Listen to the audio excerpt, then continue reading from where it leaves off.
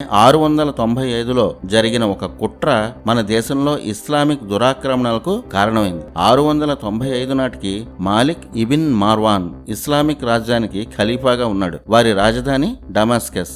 వారి ఆధీనంలోనే ఉన్న ఇరాక్ ప్రాంతానికి సుల్తాన్ అల్ హజ్జాజ్. అరబ్బులు శ్రీలంక తీరానికి వ్యాపారానికి వచ్చేవారు. అలా అల్ హజీజ్ సింహళంలో ఎందరో మహిళలను బంధించి ఖలీఫాను ఆనందపరచడం కోసం 695వ సంవత్సరంలో ఒక పెద్ద నౌకలో బానిసలుగా పంపించాడు. ఈ విషయం తెలిసిన సముద్రపు దొంగలు మహిళలతో ఉన్న ఓడను దొంగిలించారు. ఆ ఓడలో ఉన్న ఇస్లామిక్ సైన్యాన్ని సముద్రపు దొంగలు చంపేశారు. ఈ విషయం ఇరాన్ సుల్తాన్ అల్ హజీజ్ కి తెలిసింది. అప్పుడే అతనికి ఒక దురాలోచన వచ్చింది. 660 నుంచి 695 వరకు 35 ఏళ్ల పాటు ఎన్నిసార్లు ప్రయత్నించినా సింధు రాజ్యాన్ని ఇస్లామిక్ సైన్యాలు గెలవలేకపోయాయి. అప్పుడు ఖలీఫాకు బహుమతిగా వెళ్తున్న ఓడను సింధు రాజే దొంగిలించాడని, ఆ కారణంతో అతనిపై యుద్ధం ప్రకటించాలని అల్ హజీజ్ ఖలీఫాకు సమాచారం పంపించాడు. 695 నాటికి సింధురాజు రాజా దాహీర్ సేన్ అగ్నివంశంలో ఒక భాగమే సేన వంశం. ఆ వంశంలోనే శక్తివంతమైన రాజుల్లో ఛాచ్రాయ్, దాహీర్ సేన్ ప్రఖ్యాతి చెందారు. ఇరాక్ సుల్తాన్ అల్ హజీజ్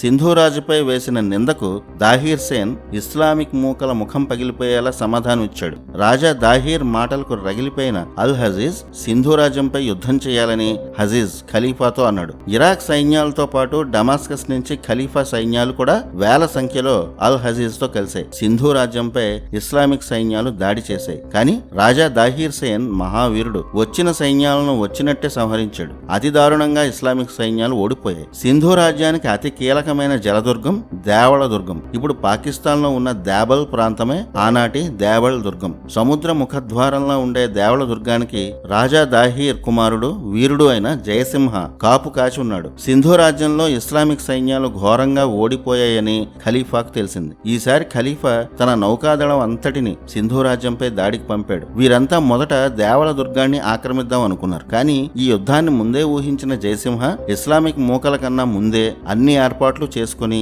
శత్రు సైన్యాల కోసం ఎదురు చూస్తున్నాడు. వారి నౌకలు కనిపించడమే ఆలస్యం. వాటిని అగ్నికి ఆహుతి చేశాడు. ఖలీఫా నౌకలు దేవళ తీరం చేరకముందే తగలబడిపోయాయి. మిగిలిన సేనలను జయసింహ ఊచకోత కోశాడు. అరబ్ నావికాదళం సేనాని బుదైల్ అతని నౌకలను చూస్తేనే ఇతర రాజ్యాలు భయపడి లొంగిపోయేవి. అలాంటి బుదైల్ని జయసింహుడు పరుగులు పెట్టించి మరీ సంహరించాడు. ఆ దెబ్బకు మిగిలిన సైన్యాలు వణికిపోయి జయసింహుడు ముందు ప్రాణభిక్ష కోసం బతిమాలుకున్నారు. ఇలా మన హిందుస్థాన్ వీరులు పదుల సంఖ్యలో ఇస్లామిక్ దురాక్రమణలను ప్రాణాలకు తెగించి ఎలా ఓడించారో చెప్పే ఒక్క పాఠం కూడా మన పాఠ్య పుస్తకాల్లో లేదు. రాజా దాహీర్ సేన్ అతని కుమారుడు జయసింహ గురించి ఈ జనరేషన్ కి అసలు తెలియకుండా చేశారు.